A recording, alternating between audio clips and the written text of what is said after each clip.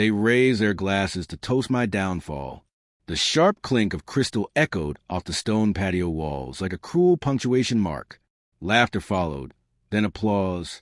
My father's voice rang out, calm and commanding. "We voted unanimously," he said. "You'll pay off my debt or you're out of this family."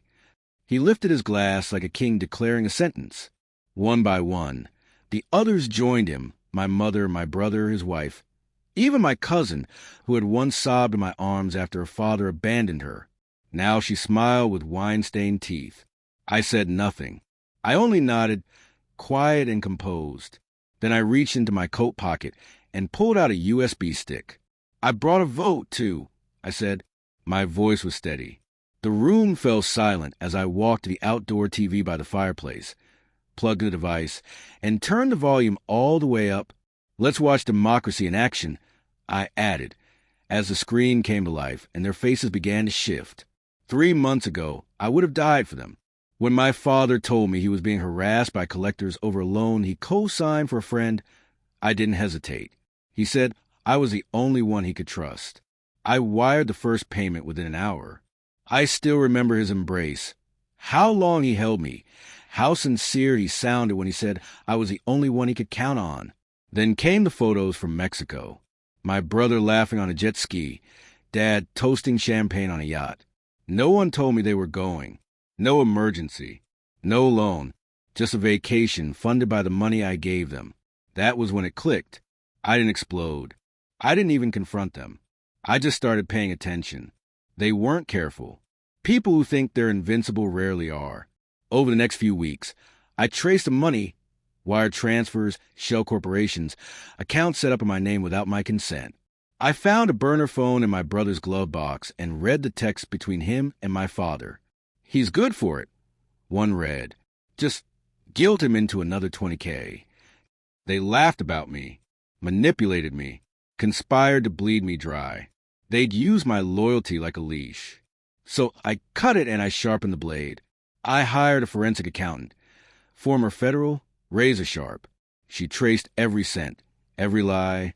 Then I called my friend Marcus, a cybersecurity expert.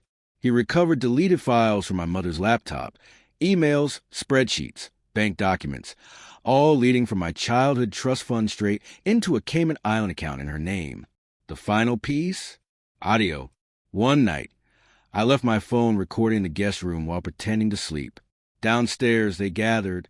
"He's too soft," my father said. "Too desperate to be loved," added my mother. Laughter echoed through the walls. They all joined in, every single one. Back on the patio, the TV now showed my mother's screen, her login credentials, her cursor clicking transfer all to that offshore account. My trust fund drained before their eyes. Then my father's voice, "Make it look like an investment. If he notices, gaslight the hell out of him." My brother chimed in. "He won't fight. He needs our approval more than the money." The video paused. I turned to face them. My father stood frozen, glass in hand. My brother's jaw hung slack. "I've already filed a criminal complaint," I said. "Emails, transfers, audio. All submitted to the FBI and IRS this morning." My cousin gasped. "Oh my God." I continued, calm and cold. "I also filed a civil suit. Fraud, identity theft, embezzlement. Every signature you forged is logged. Every account, every lie." My mother blinked slowly and whispered, "We're family." I smiled. "Then you'll understand this next part is out of love." I placed a document on the table, a notarized affidavit. "This revokes my name from every family trust business and joint account, effective immediately." No one moved. "I'm not paying off your debt," I said. "I'm erasing you from my life." By Monday, the media had the footage. Charges came quickly. IRS audits. Frozen assets. The house was seized first, taken under mortgage fraud clause. My brother's company collapsed in less than 2 weeks. Investors ran. My parents cried on television, claiming elder abuse and betrayal. It didn't land. The world loves a good revenge story. I moved across the country.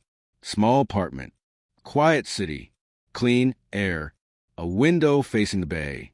Some nights, I still hear my father's voice in my head. You owe me. I gave you life. But life isn't a debt. It's a choice. And I finally chose mine. They tried to turn my love into currency. So I turned it into a weapon. And when I buried them with it, I didn't scream. I didn't rage.